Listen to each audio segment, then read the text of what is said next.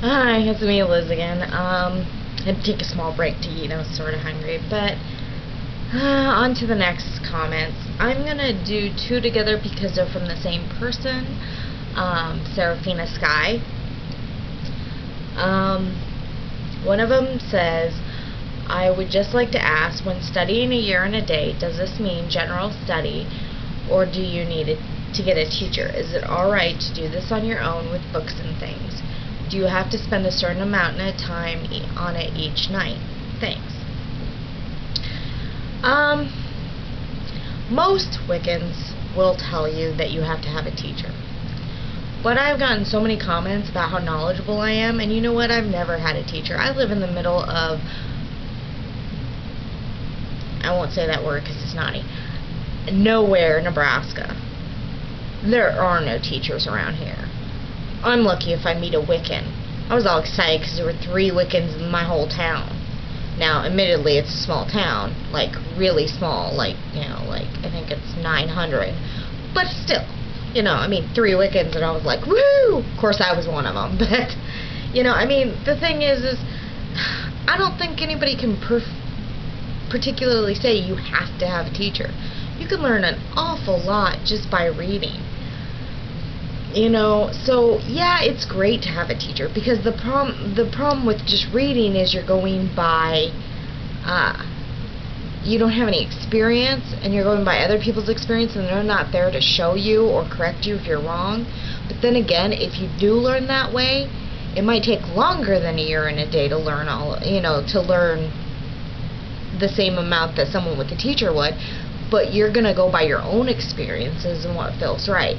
So it depends on who you ask. I've never ever had a Wiccan teacher. I've had friends that are Wiccan that I share experiences with, but I've never actually had a teacher, and I probably never will, because I probably will never leave Nebraska, unfortunately. The other question you said is it all right to do this on your book do you have to spend a certain amount of time on it each night? Okay. I have a small problem. I tried to teach my sister. She was all excited. She wanted to learn about it. She's like, oh, I want to learn. I got permission from my parents. They said that was fine. So I took her aside, and I gave her Teen Witch, and I kind of made her study the first chapter, and I said, read through it. You can take it home and read through it. And she goes, no, I want to read through it here. And I was all excited because she seemed really amped for it. She read through it, and I said, okay, now I want you to do the 12 laws, and I want you to explain what each one means. And she wrote see page whatever with the book right in front of her, and I said, no. I said, you have to tell me what they are and what you think they mean. I mean, she kind of explains it in there, so just kind of broaden that. And she didn't want to do that. That was too much work. Way too much work. She had to write out, 12 full sentences or more. And that was just too much work. So it depends. Do enough, learn that stuff. Memorize as much as you can. I mean, I don't have it all memorized. I don't. I grasp the basic of it, but I'm also a big reader. I love to read. And everything I read sort of stays.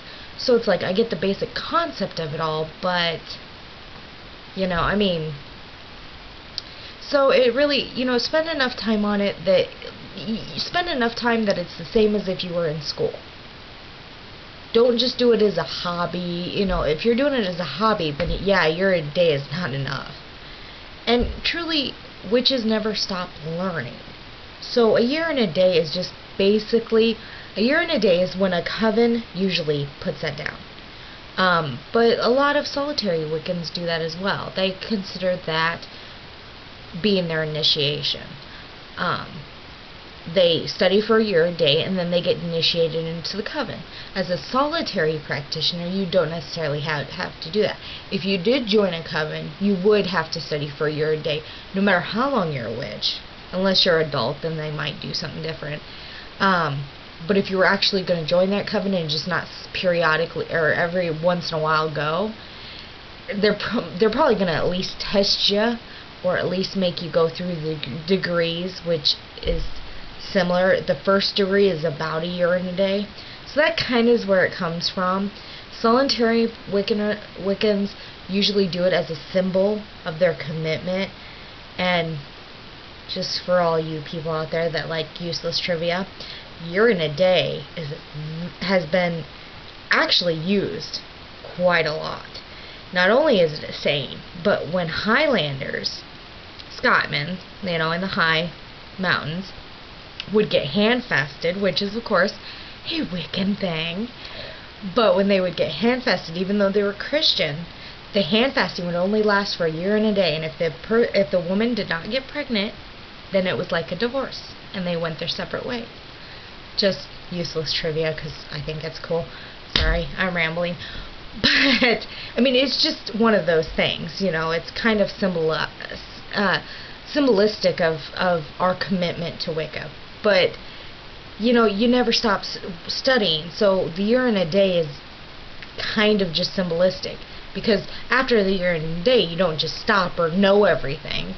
You're still learning. You still keep reading. I've been at it for,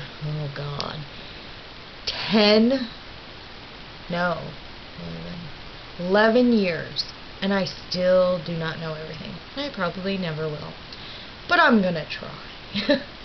Okay, the other question you had is, you were just wondering, when making a Book of Shadows, what do you put in it? Book of Shadows is personal for everybody. There's not a set, you have to put this, this, and this, and this in. But they do, a lot of people recommend spells, either spells you've tried or spells you want to try. You can do both. I mean, mine, if you looked at my Book of Shadows, I have multiple books. You want to have spells, you want to have the correspondence, which are like red is symbolized of love, black repels negative energy, hematite is a protection stone, stuff like that.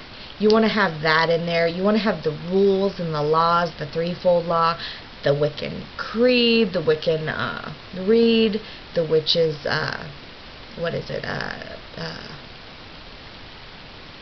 let's see, there's lots of them. Anything you can put in there, anything that has to do with Wicca. It's pretty much a diary as well. And like I said, I have one that's basically just my thoughts and the spells that I've done. And I have another one which are spells that, any spell that I come across that I like, I put in it. As well as, the correspondence, the rules, stories, like the One, or Before Time Was, story about the One. Anything like that that you want to put in it. It's personal to you. So people do it as a diary. I'm too organized for that, but the diary, especially if you're younger, is a good way to go, because if you do that, when you pass it on to your children, if they decide to do Wicca, or if they're raised in the Wiccan faith and they do their own Book of Shadows, they can look and see how you progressed as well. So, because you're probably going to be teaching them. So, I mean, it's just personal. You can look on many sites and just kind of look up, Book of Shadows and see what other people put in it. You can look on YouTube. There's tons of people with Books of Shadows that are on there. Just search it out. But truthfully, it's your book. You put what you believe is right and important in there. So, alright, that's it for this one, and I'll move on to the next one. Bye.